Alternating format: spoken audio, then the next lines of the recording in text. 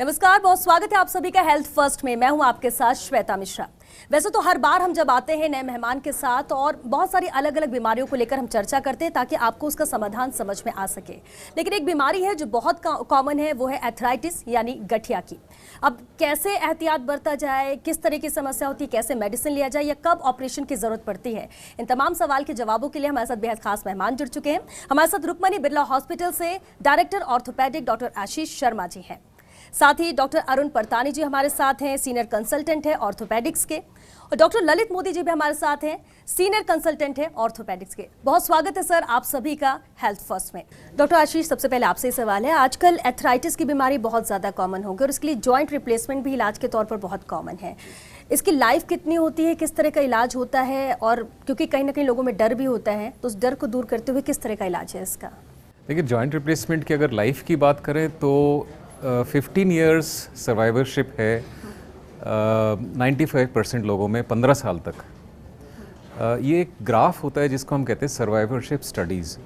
95% से ज़्यादा लोगों में आजकल जो नए तरह के जॉइंट्स आए हैं, नए जनरेशन के जॉइंट्स, वो 15 साल तो कम से कम सर्वाइव करते ही हैं।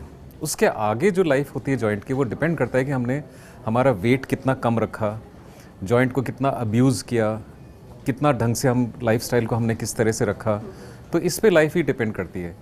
करीब 70 से 80% पेशेंट्स के जॉइंट्स की लाइफ 20 साल से भी ज़्यादा होती है। और नए जनरेशन के जो जॉइंट्स आ रहे हैं उनमें हम जो क्लिनिकल ट्रायल्स हैं वो 25 ईयर्स से भी ज़्यादा लाइफ होती है। तो इस तरह से हम लाइफ देखते हैं कि लाइफ की, जैसे उदाहरण में दूँ, अगर आदमी की लाइफ कितनी है, तो एक आदमी की लाइफ 60 भी हो सकती है, 70 भी हो सकती है, 80 भी हो सकती है, 90 भी हो सकती है। हमने लाइफ किस तरह से जी, किस तरह से हमने अपनी बॉडी का ध्यान रखा, उस पे लाइफ डिपेंड करती है कितने साल की लाइफ रहेगी। अगर गठिया की वजह से दूसरे जॉइंट में भी दिक्कतें हो जाती हैं, दर्द होता है, तो क्या उनका भी रिप्लेसमेंट पॉसिबल है, जॉइंट रिप्लेसमेंट? जी हाँ, अगर बहुत ज़्यादा डैमेज है तो बाकी जॉइंट्स का भी रिप्लेसमेंट होता है। रिप्लेसमेंट की अगर बात करें तो नी सबसे कॉमन है इंडिया में और वर्ल्ड वाइड। उसके साथ साथ हिप जॉइंट रिप्लेसमेंट वो भी पॉसिबल है। शोल्डर जॉइंट रिप्लेसमेंट्स भी हम करते हैं, एल्बो रिप्लेसमेंट्स भी हम करते हैं। हमने जयपुर में एंकल रिप्लेसमेंट भी किया है, जो हिंदुस्तान में आज तक 3 रिप्लेसमेंट हुए हैं सिर्फ, जिसमें एंकल जॉइंट रिप्लेसमेंट जयपुर में एक बार हुआ है 2014 में। उसके अलावा रिस्ट जॉइंट रिप्लेसमेंट, उसके अलावा जो हाथ के छोटे जॉइंट्स होते हैं इनके रिप्लेसमेंट्स भी होते हैं, एमपी जॉइंट्स के रिप्लेसमेंट भी होते हैं, फुट के जॉइंट के रिप्लेसमेंट्स भी होते हैं। तो रिप्लेसमेंट तो हर जॉइंट का पॉसिबल है। अगर डैमेज ज़्यादा है आर्थराइटिस की वजह से तो रिप्लेसमेंट भी किया जाता है। बिल्कुल। और मेडिकल साइंस ने बहुत ज़्यादा तरक्की कर ली है, बहुत एडवांस टेक्नोलॉजी आ गई है। और अगर हम रिप्लेसमेंट की बात करें तो इसमें भी क्या एडवांस टेक्नोलॉजी है जिससे कि बहुत ज़्यादा लाइफ बढ़ जाती है? पहले से अब में डिफरेंस कितना? जी हाँ, देखिए आजकल कुछ नई टेक्नोलॉजीज़ हैं जिसमें कंप्यूटर नेविगेशन टेक्निक एक ऐसी है जिससे कि जॉइंट का अलाइनमेंट एकदम परफेक्ट आता है मैकेनिकल एक्सिस में, जिससे वॉक बिल्कुल नॉर्मल जैसी लगती है। इसके अलावा जो लिगमेंट बैलेंसिंग होती है जॉइंट्स की, स्पेशली नी जॉइंट की, तो लिगमेंट बैलेंसिंग भी कंप्यूटर से 3D एक फीचर होता है, 3D में देखते हैं, दोनों डायमेंशंस में, तीनों डायमेंशंस में, तो उससे बैलेंसिंग होती है। तो इससे लिगमेंट बैलेंसिंग अगर परफेक्ट होती है, जो जॉइंट बिल्कुल नेचुरल जैसा लगता है, तो ये एक नई टेक्निक है। इसके अलावा कुछ नए मटेरियल्स आए हैं, बायो मटेरियल्स, जो कि स्टील से ज़्यादा बेटर हैं। पुराने जॉइंट्स जो स्टील के आते थे, आजकल नए बायो मटेरियल्स हैं जो स्टील के बजाय ज़्यादा उनकी लाइफ होती है। कुछ जो पॉली होते हैं, जिस बीच में जो स्पेसर डालते हैं, वो भी नए जनरेशन के कम घिसने वाले पॉली हैं। तो ये सारी नई टेक्नोलॉजीज़ हैं जिससे कि जॉइंट की लाइफ भी बढ़ती है और जॉइंट की क्वालिटी भी बिल्कुल नेचुरल जैसी आती है। और नी रिप्लेसमेंट के बाद किन बातों का ध्यान रखना बेहद ज़रूरी होता है? देखिए, कुछ चीज़ें हैं, जैसे हम मना करते हैं कि आप ज़मीन पे मत बैठिए, लेकिन इमरजेंसी में कई पेशेंट्स बैठ जाते हैं, कोई ध्यान नहीं होता तो बैठ जाते हैं। लेकिन अक्सर हम कहते हैं कि अवॉइड कीजिए नीचे ज़मीन पे उखड़ू बैठना, स्ट्रेस डालने वाली जो चीज़ें हैं वो नहीं करनी है। जैसे कुछ बहुत हाई कॉन्टैक्ट स्पोर्ट्स आते हैं, जूडो, कराटे, कुश्ती, कबड्डी, फुटबॉल, हॉकी, क्रिकेट, इस तरह के स्पोर्ट्स नहीं करें। लाइट स्पोर्ट्स कर सकते हैं, स्विमिंग कर सकते हैं, लाइट जैसे टेनिस खेल सकते हैं, वॉकिंग कर सकते हैं, गोल्फ कर सकते हैं, लेकिन नॉट हैवी कॉन्टैक्ट स्पोर्ट्स। तो इस तरह से अपने जॉइंट को यूज़ करेंगे, अब्यूज़ नहीं करेंगे तो जॉइंट की लाइफ बढ़ेगी। बिल्कुल। और कोरोना के वक्त में हमने सुना था उस वक्त कि एस्टेरॉयड मेडिसिन दिया जा रहा था और देते हैं, तो उसकी वजह से भी लोगों को बहुत ज़्यादा दिक्कतें हुई थी, खासतौर से हिप जॉइंट खराब हो गए थे। क्या वाकई में इसमें सच्चाई है, ऐसा हुआ है? जी हाँ, देखिए ये एक बहुत एस्टैब्लिश्ड फैक्ट है कि एवास्कुलर नेक्रोसिस या बोन डेथ जिसे कहते हैं वो हिप जॉइंट में सबसे कॉमन है और उसका एक कारण है स्टेरॉइड्स। स्टेरॉइड्स, अल्कोहल और कुछ मेडिसिन्स और कुछ बीमारियां होती हैं जिसमें हिप जॉइंट की एवास्कुलर नेक्रोसिस बहुत कॉमन है। तो स्टेरॉइड्स चूंकि अभी कोरोना के समय देना ज़रूरी था मरीज़ों की लाइफ बचाने के लिए, तो एक बहुत हाई प्रोपोर्शन ऑफ पेशेंट्स को स्टेरॉइड देने पड़े। इससे हमने देखा है कि आजकल स्टेरॉइड की इंड्यूस्ड एवास्कुलर नेक्रोसिस या बोन डेथ के पेशेंट्स काफ़ी आ रहे हैं। तो ये सच है कि स्टेरॉइड की वजह से हिप जॉइंट ख़राब ज़्यादा हो रहे हैं और ज़रूरी है कि हम इस चीज़ को ध्यान रखें कि अगर किसी पेशेंट को स्टेरॉइड दिए गए हैं कोरोना में, तो उन पेशेंट्स को अगर हिप में पेन होता है तो वो तुरंत डॉक्टर से संपर्क करें। कहीं बोन डेथ वाला केस तो नहीं है, और अगर उसको अर्ली स्टेज में पकड़ लिया जाए और अर्ली स्टेज में उसका ट्रीटमेंट कर दिया जाए तो हिप जॉइंट को बचाया जा सकता है। अगर लेट स्टेज हो जाती है तो हिप का रिप्लेसमेंट करना पड़ेगा। जी जी। तो इसलिए ज़रूरी है पहले पकड़ना और पहले डॉक्टर से संपर्क करना। बिल्कुल। हमने बात की कि जॉइंट रिप्लेसमेंट और हर जगह का पॉसिबल है जहाँ भी ऐसी सिचुएशन आती है। समझना आपसे भी चाहेंगे, लोगों को दर्द होता है, अलग अलग किस्म का दर्द है, अलग अलग उसकी स्टेज होती है, कब उससे पहचाने हम, कब डॉक्टर से कंसल्ट करें, और ये रिप्लेसमेंट की स्टेज कब आती है? रिप्लेसमेंट की स्टेज तो लास्ट स्टेज होती है। अक्सर अर्ली स्टेज में अगर आर्थराइटिस या जॉइंट की प्रॉब्लम अर्ली स्टेज में पकड़ ली जाए और आर्थराइटिस एडवांस स्टेज तक नहीं पहुंचे, तो उसके लिए अब जब भी प्रॉब्लम हो जल्दी से जल्दी डॉक्टर से संपर्क करके प्रॉपर डायग्नोसिस ज़रूरी है कि कहीं आर्थराइटिस की प्रॉब्लम तो नहीं है, और अगर आर्थराइटिस की प्रॉब्लम है तो किस तरह की आर्थराइटिस है। ये कोई रूमेटॉइड आर्थराइटिस या गठिया बाय तो नहीं है, ये कोई साधारण गठिया है या कोई गाउट वाली गठिया है, किस तरह की आर्थराइटिस है। तो प्रॉपर डायग्नोसिस और प्रॉपर स्टेज और उसको अर्ली स्टेज में पकड़ना और अर्ली स्टेज में ट्रीट करना, ये इंपॉर्टेंट है। अगर ये कर लेंगे तो हमारी जॉइंट्स बच जाएंगे और आर्थराइटिस के कारण जो रिप्लेसमेंट्स करने पड़ते हैं, हो सकता है उस स्टेज तक हम नहीं पहुँचे और रिप्लेसमेंट की स्टेज से बच जाए। बिल्कुल। यानी कि वक्त रहते अगर थोड़ा भी दर्द है तो उसे इग्नोर ना करें, डॉक्टर से कंसल्ट करें, तो शायद वक्त रहते हम मेडिसिन से भी उसको ठीक कर सकते हैं। बिल्कुल सही बात है डॉक्टर आशीष, बिल्कुल बेहद अहम था ये जानकारी भी, और लोगों को जानना भी ज़रूरत था कि कब उन्हें भी अलर्ट रहने की ज़रूरत है। ऐसा नहीं कि वो बिल्कुल ही जब दर्द से परेशान हो जाए तब डॉक्टर के पास पहुँचे। बहरहाल चर्चा ये आगे भी जारी रहेगी। फिलहाल एक छोटे से ब्रेक के लिए हम यहाँ रुकेंगे, जल्द लौटेंगे इस ब्रेक के बाद।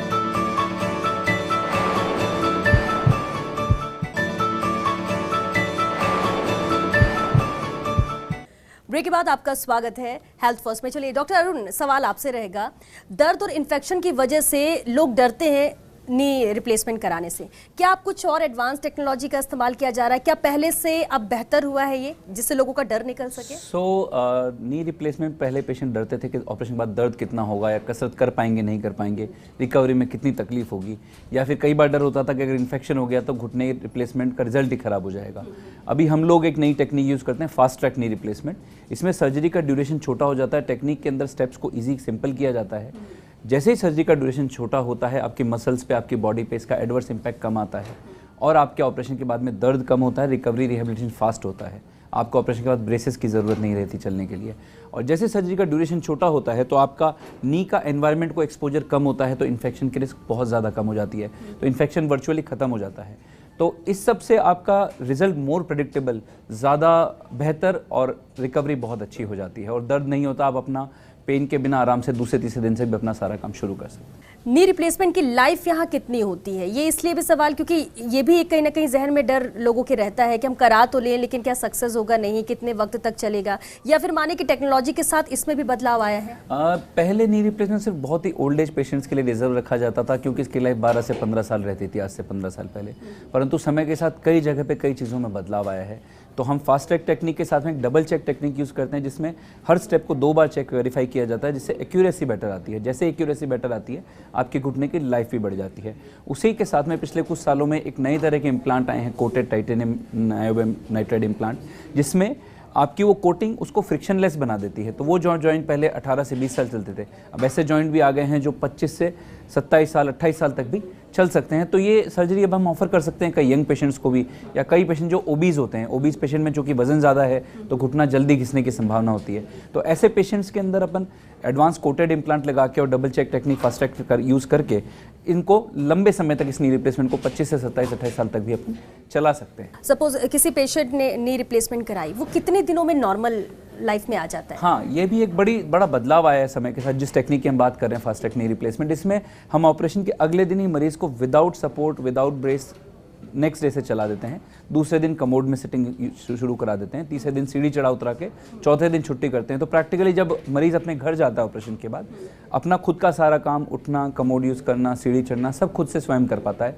और विद इन 2 to 3 वीक्स वो घर से बाहर जाना आना शुरू कर देते हैं। और विद इन 3 to 4 वीक्स अपना जो भी उनका पहले का काम था ऑफिस या घर का, वो सब अपन वापस शुरू कर सकते हैं 3 से 4 हफ्ते में। कोई रेस्ट्रिक्शन नहीं रहता उसके अंदर। नी रिप्लेसमेंट के बाद क्या एहतियात बरतने की जरूरत है, यानी क्या क्या एक्टिविटीज हैं जो पेशेंट कर सकता है सामान्य लोगों की तरह? ये भी बहुत समय के साथ बदलाव आया है। पहले नी रिप्लेसमेंट का पर्पस सिर्फ इतना होता था कि आदमी सिर्फ चल ले, लेकिन आजकल समय के साथ यंग पेशेंट जब नी रिप्लेसमेंट कराते हैं, या फिर कई ओल्ड एज पेशेंट जिनकी कई ख्वाहिशें हैं जो कि वो करना चाहते हैं, हॉबीज पूरी करना चाहते हैं, तो उनकी डिमांड्स बड़ी स्पेसिफिक होती है कि हमें हाई एक्टिविटी करनी है।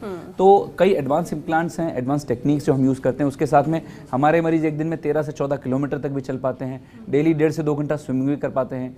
ज़्यादातर लोग अपने पलंग पे पालथी भी बना पाते हैं। और कई लोग ब्रिस्क वॉक, जॉगिंग, टेनिस, इस तरह के गेम भी खेल पाते हैं। तो अब टेक्निक में सिर्फ मरीज को ये ऑफर नहीं कर सकते कि सिर्फ तुम्हें चलना है। We can allow him to pretty much do a lot of things जो कि पहले वो नहीं कर पाते थे। हॉबीज जो अपनी पूरी कितना वक्त के बाद, नी रिप्लेसमेंट के कितने वक्त के बाद ये पूरी नॉर्मल एक्टिविटीज कर सकते हैं बिना कुछ सोचे? बिना करीब 1.5 से 2 महीने के बाद आप अपना कितना भी चल सकते हैं, कुछ भी कर सकते हैं, कैसे भी बैठ सकते हैं। अपना वॉकिंग, अप डाउन गोइंग, सीढ़ी चढ़ना उतरना, स्विमिंग, जो भी करना है आप 1.5 से 2 महीने के बाद सारी एक्टिविटीज़ कर सकते हैं। और वो एक्टिविटीज़ आप 20 से 25 साल तक, जब तक आपका जोड़ चलेगा तब तक कर सकते हैं। हम जोड़ों के दर्द की बात कर रहे हैं जिसमें एथराइटिस सबसे अहम है और नी रिप्लेसमेंट सबसे कॉमन है। इसके अलावा भी क्या, अगर दूसरी चीज़ों की बात करें, शोल्डर की बात करें, हिप की बात करें, तो क्या और भी क्या चीज़ें हैं? और सभी में क्या आज के वक्त में टेक्नोलॉजी की वजह से मतलब कुछ सोचने की जरूरत नहीं है और आसान हो चुका है? आपने बहुत अच्छा जिक्र किया श्वेता जी। शोल्डर एक ऐसी चीज़ है जो सबसे ज़्यादा तेज़ी से इवॉल्व होने वाली ब्रांच है पिछले कुछ समय में। ज़्यादातर चीज़ों में बहुत चेंज नहीं आया, लेकिन शोल्डर ऐसी चीज़ है जिसमें नित पर दिन हमारे पास नया कुछ ना कुछ टेक्नोलॉजी में आ रहा है। तो शोल्डर की जो कॉमन प्रॉब्लम्स हैं, जैसे यंग एज में अगर बात करें, शोल्डर डिसलोकेशन होता है, कंधा उतर जाता है कई लोगों का एक्सीडेंट की वजह से, ट्विस्ट होने की वजह से या स्पोर्ट्स की वजह से। यंग एज में शोल्डर डिसलोकेशन पहले एक नॉर्म और एक्सेप्ट कर लिया जाता था। अब दूरबीन की इतनी अच्छी सर्जरीज अवेलेबल हैं, 3 छेद से सारा ऑपरेशन हो जाता है, दूसरे तीसरे दिन दर्द खत्म हो जाता है और जो डिसलोकेशन शोल्डर का होता था वो बिल्कुल स्टेबल हो जाता है। टेक्नोलॉजी शोल्डर डिसलोकेशन के लिए एक बून बन के आई है। ओल्ड एज में भी हम बात करें, कई बार हम देखते हैं ओल्ड एज के पेशेंट हैं जो हाथ ऊपर नहीं उठा पा रहे हैं, एकदम से सडनली पेन बढ़ गया, खासकर नाइट पेन बहुत बढ़ जाता है। तो उस केस में जो अंडरलाइन कारण होता है वो या तो फ्रोजन शोल्डर होता है या फिर अंदर का मांस का फटना होता है। उसमें भी लेकिन दूरबीन की सूक्ष्म सर्जरी होती है जिसमें 5 से 6 टाँके के ऑपरेशन के अंदर हम उसको दूरबीन में देखते हुए रिपेयर कर सकते हैं। और डेली इसमें इतने एडवांस आ रहे हैं शोल्डर में, टेक्नोलॉजी का सबसे ज़्यादा यूज़ अगर कहीं पे है वो मैं कहूँगा शोल्डर में है। हिप में भी जैसे अपन बात करें, हिप के अंदर भी जो कॉमन डिजीज़ेज़ हैं, जैसे कि हिप रिप्लेसमेंट की भी अगर बात करें, पहले हिप रिप्लेसमेंट के बाद 3 से 6 हफ्ते तक मरीज बेड में रहता था, हम उसको रेस्ट्रिक्ट करते थे। लेकिन अब जो नए इम्प्लांट्स और नई टेक्निक्स हैं उसके अंदर हिप रिप्लेसमेंट के अंदर भी हम उनको नेक्स्ट डे से खड़ा करके चलाना और कैसे भी बैठना अलाउ कर सकते हैं। बट डेफिनेटली टेक्नोलॉजी एक ऐसा चीज़ है जो दूरबीन की सर्जरी, जैसे घुटने की लिगामेंट सर्जरी की हम बात करें, सिर्फ रिप्लेसमेंट की बात ना करें, घुटने की लिगामेंट सर्जरी, एसीएल सर्जरी में भी टेक्नोलॉजी इतनी उभर के आई है। कई ऐसी छोटी बीमारियां जो पहले हम सिर्फ जनरल दर्द समझ के इग्नोर कर देते, उनका भी इलाज आज संभव है टेक्नोलॉजी की सहायता से। अगर हम कॉस्ट पर की बात करें, क्योंकि एडवांस टेक्नोलॉजी होती है, बहुत सारे हमें रिलीफ मिलता है, लेकिन उस हिसाब से कॉस्ट भी बढ़ जाती है। क्या कॉमन मैन एफोर्ड कर सकता है इसे? खासकर ये बहुत ही अच्छा सवाल पूछा। मतलब मैं पॉलिटिकल किसी चीज़ को सपोर्ट नहीं करता हूँ, लेकिन एनपीपीए जो एक चीज़ लाए हैं last government, which is a very good thing, क्योंकि पहले नी रिप्लेसमेंट सिर्फ एलाइड क्लास के लिए अफोर्डेबल माना जाता था, पर जब से एनपीपीए आया है, गवर्नमेंट ने जॉइंट्स के प्राइसेस फिक्स कर दिए हैं, तो अब उसके बाद वो नी रिप्लेसमेंट जो पहले 3, साढ़े 3, 4 लाख तक पहुंच जाता था, आज हम दोनों घुटनों का नी रिप्लेसमेंट 2.25 लाख तक में भी पेशेंट को ऑफर कर सकते हैं। सिंगल नी रिप्लेसमेंट जो पहले 2.5 लाख तक पहुंच जाता था, अब हम वो 1,60,000 के अंदर भी पेशेंट को ऑफर कर सकते हैं, जिससे मिडिल क्लास या लोअर मिडिल क्लास की जद में भी आ गया है। तो जो पहले middle class, lower middle class घुटने को दर्द को बर्दाश्त करते हुए दुख में जीवन गुजारता था, वो भी इस डिसीजन, इस पॉलिसी के बाद में बहुत आराम से सारी फैसिलिटीज अवेल कर सकता है। यानी कि अब सोचने की जरूरत आमजन को नहीं है, दर्द है तो उसका निवारण भी है, गवर्नमेंट के हेल्प से ये एफोर्ड कर सकते हैं। इस मामले में गवर्नमेंट शुड बी अपलॉडेड, उनको तारीफ मिलनी चाहिए कि उन्होंने एनपीओ लाके इस सर्जरी को आम लोगों की जद तक पहुंचाया। और हर चीज़ सिर्फ सर्जरी नहीं है, मैं ऐसा नहीं कहूँगा कि सिर्फ सर्जरी की हम बात कर रहे हैं। सर्जरी सिर्फ एडवांस 4th स्टेज आर्थराइटिस के लिए है, but early arthritis, early pains, उनको कई तरह की दवाई, कसरत और परहेज से भी ठीक किया जाता है। पर डिक्टम यह है कि दर्द है तो उसको सहे ना, इतना बड़ा ना हो जाए कि सीधा सर्जरी तक ही आप पहुंचे। तो अगर आप टाइम से अपने डॉक्टर को कंसल्ट करें तो कई बीमारियां तो बिना ऑपरेशन के भी ठीक हो सकती हैं। ये अहम बात डॉक्टर अरुण आपने कहा कि वक्त के साथ अगर आप पहुंच जाते हैं और वक्त दे देते हैं अपनी बीमारी को, तो उसका इलाज भी बिना बिल्कुल सर्जरी के भी हो सकता है। सर्जरी के साथ भी करें तो रिजल्ट इतने अच्छे हैं कि किसी तरह से तकलीफ या डर की जरूरत नहीं है। आप डॉक्टर के पास जाने में झिझके नहीं, ऑपरेशन या बिना ऑपरेशन हर तरीके से बीमारी का इलाज संभव है, लेकिन इलाज तभी संभव है जब अपने डॉक्टर के पास आप समय से पहुंचे। बिल्कुल, ये बेहद अहम बात डॉक्टर अरुण आपने कही। चलिए एक छोटे से ब्रेक के लिए हम यहाँ रुकेंगे, जल्द लौटेंगे इस ब्रेक के बाद। हमारे साथ मेहमान बने हुए हैं, आप भी बने रहिए हमारे साथ।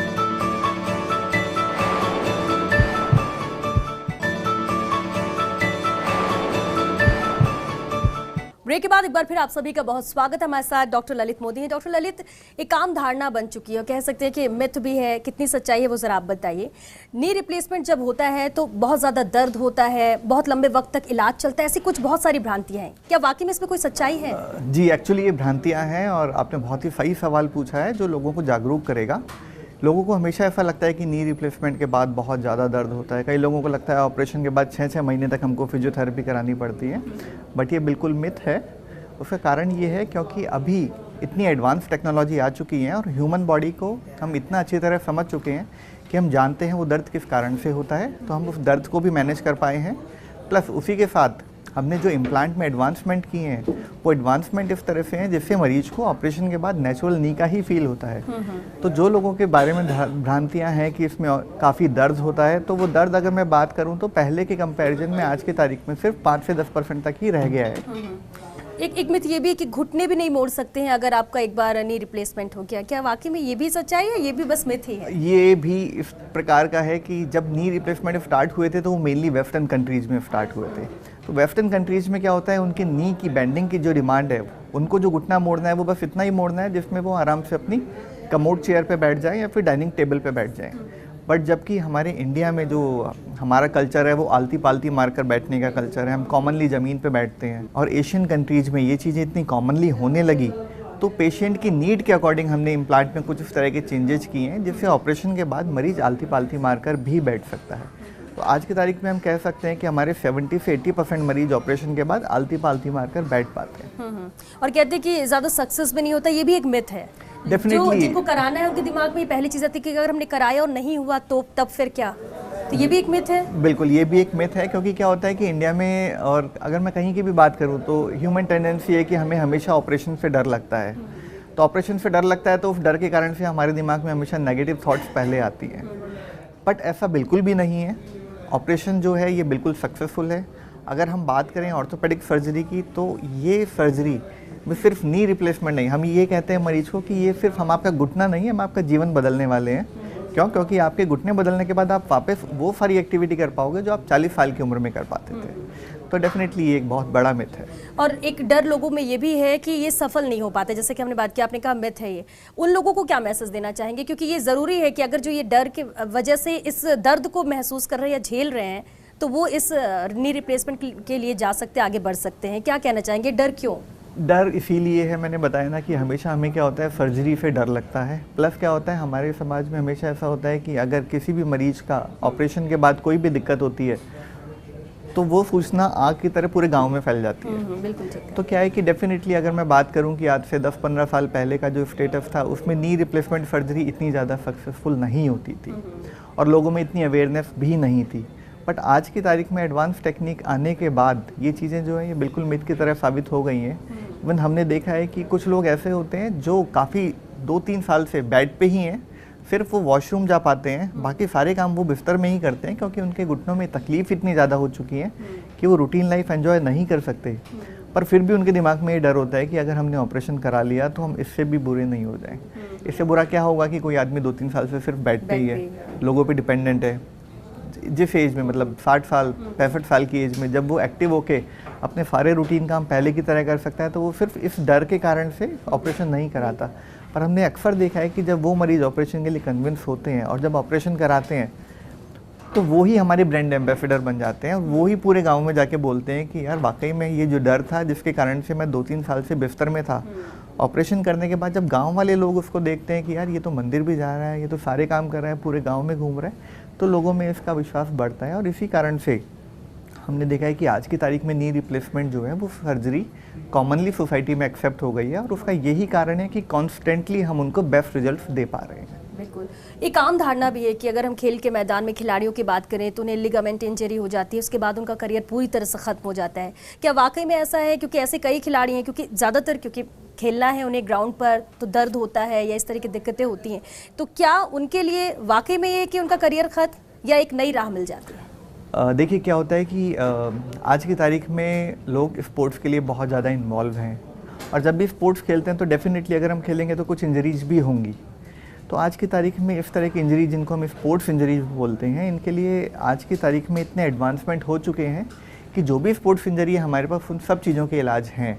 तो डेफिनेटली अगर हम बोलें कि इसमें खिलाड़ियों का करियर ख़त्म हो जाता है तो ये बिल्कुल गलत बात है, क्योंकि जो भी इंजरीज होती हैं उन सब के ट्रीटमेंट हम प्रोवाइड करते हैं। और बेस्ट पार्ट ये है कि ये जो ट्रीटमेंट प्रोवाइड होते हैं इसमें फिजियोथेरेपी और साथ में अगर किसी सर्जरी की ज़रूरत होती है तो वो भी एक दूरबीन से होने वाली सर्जरी, यानी कि बिल्कुल सूक्ष्म सर्जरी से ही इस चीज़ का इलाज हो जाता है।